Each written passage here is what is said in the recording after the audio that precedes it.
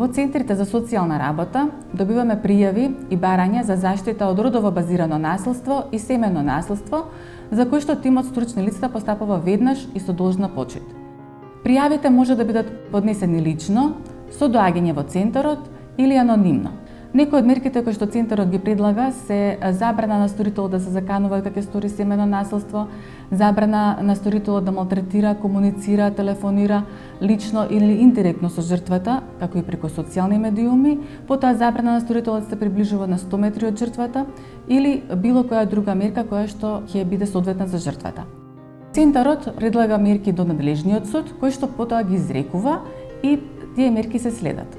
Доколку некоја од мерките се прекрши, тогаш центарот предлага кривична пријава до основно обвинителство по претходно соработка со МВР и со жртвата. Во меѓуопштинскиот центар за социјална работа работат и советувалишта, советувалиште за жртви на семејно насилство и советувалиште за сторители. Има помош за живот без насилство.